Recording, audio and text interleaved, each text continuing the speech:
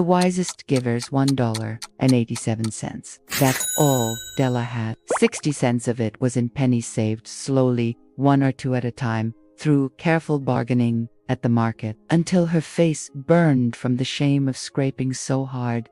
She counted it 3 times, still just $1.87. And tomorrow was Christmas. With nothing else to do, Della collapsed onto their worn-out sofa and cried. Life, she thought, was made of tears, small laughs, and quiet moments, and mostly tears. While she cried, let's take a look around their modest apartment. They rented it for $8 a week. Not exactly falling apart, but poor enough to make a beggar feel at home. Downstairs, their name was on the mailbox. Mr. James Dillingham Young. The Dillingham part had been added during better times, back when Jim made $30 a week. Now he earned just $20, and the name looked like it might shrink back to just a D. But at home, to Della, he was simply Jim Harjum, and when he walked in the door, she hugged him like he was still worth a fortune. Wiping her tears away, Della stood by the window. A gray cat paced, a gray fence, and a gray backyard. Christmas was tomorrow, and all she had was $1.87 to buy a gift for Jim. Something special.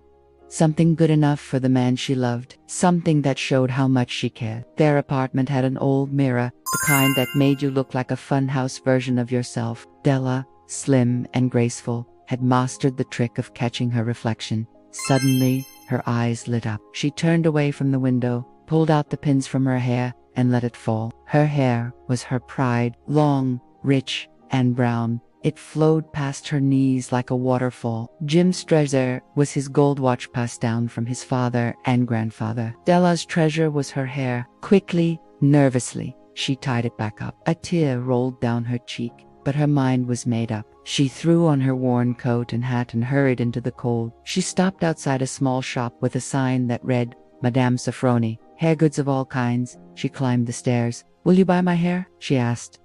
I buy hair, the woman said.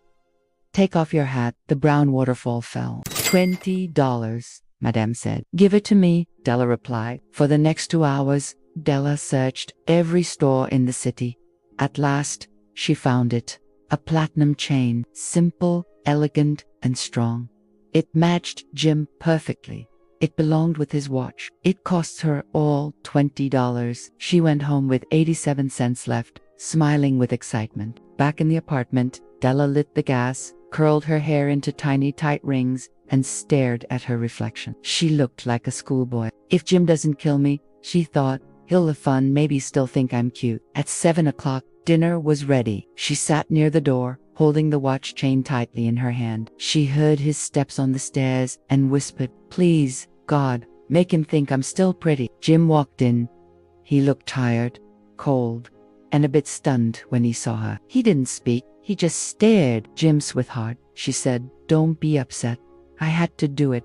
I sold my hair to buy you a gift. It'll grow back. I had to get you something wonderful. Say, Merry Christmas, Jim. You cut off your hair? He asked, slowly. I did. Sold it. I'm still me, right? He blinked, still in shock. Your hair's gone. It is. But I did it for you, she said softly. Maybe they could count the hairs on my head, but not my love for you. He finally smiled and pulled a package from his coat. Dell, he said, open this and don't worry, nothing could make me love you less. Inside were a pair of hair combs, beautiful, jeweled ones she had long admired in a shop window. She had dreamed of wearing them, but now her hair was gone. She cried, then smiled, holding them tight. My hair grows fast, she whispered. Then she remembered her own gift. She gave him the chain, glowing with pride. But Jim just smiled, lay back on the sofa, and said gently, let's save our gifts for now. I sold my watch to buy your combs. And there they sat, 2 people who had given up their most precious things for each other. And yet they were the richest gift givers of all. Because they gave with love. They were the magic.